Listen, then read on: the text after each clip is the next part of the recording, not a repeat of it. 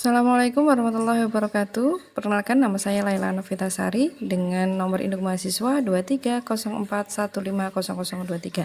Pada kesempatan kali ini saya akan menayangkan video tentang pembuatan sabun ekoenzim. Selamat menyaksikan.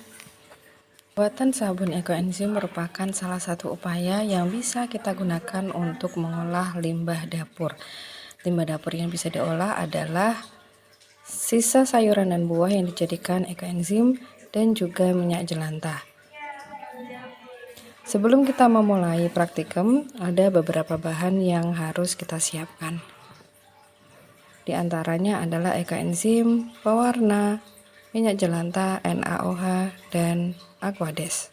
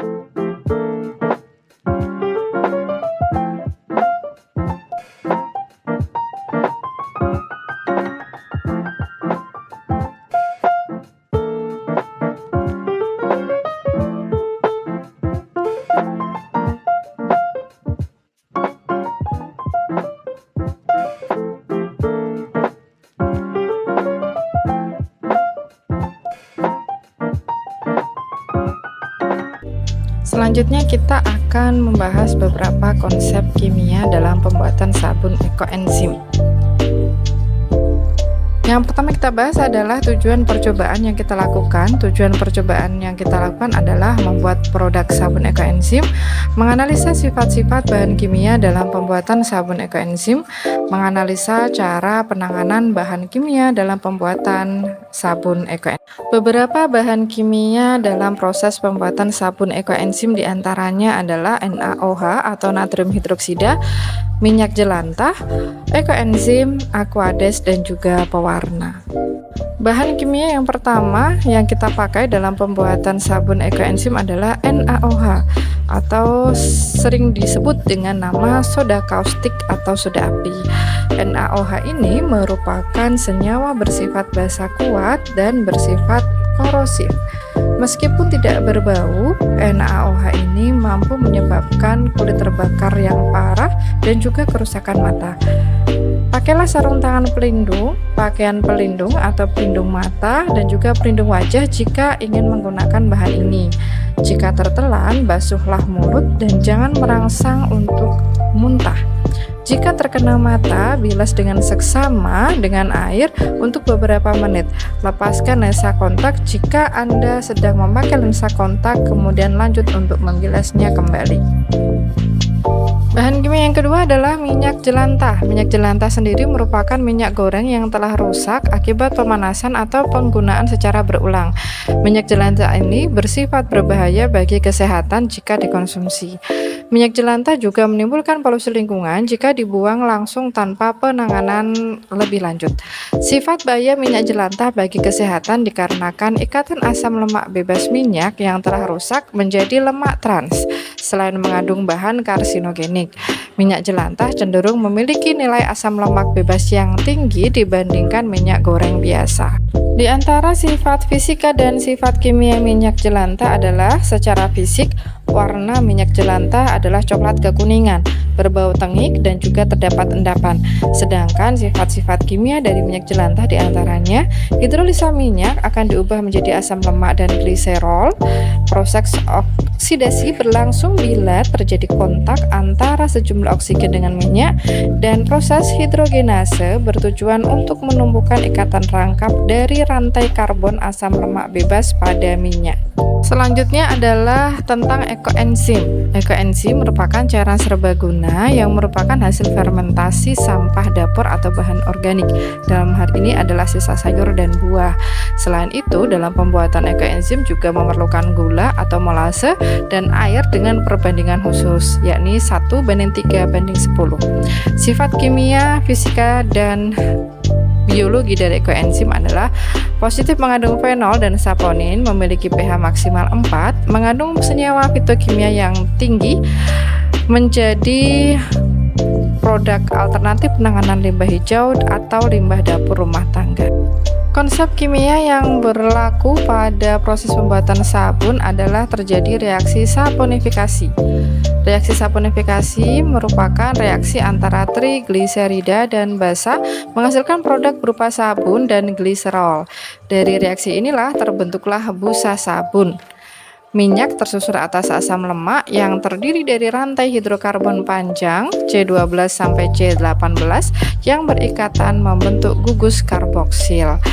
Pada gambar bisa kalian perhatikan, di situ terjadi reaksi saponifikasi antara lemak dan juga NaOH menjadi garam asam lemak dan alkohol atau gliserol. Setelah membahas tentang bahan-bahan kimia yang dibutuhkan dalam pembuatan sabun ekoenzim dan juga konsep kimia atau reaksi kimia yang terjadi pada proses pembuatan sabun, selanjutnya kita akan membahas tentang uji mutu yang dilakukan setelah melakukan atau membuat produk sabun ekoenzim.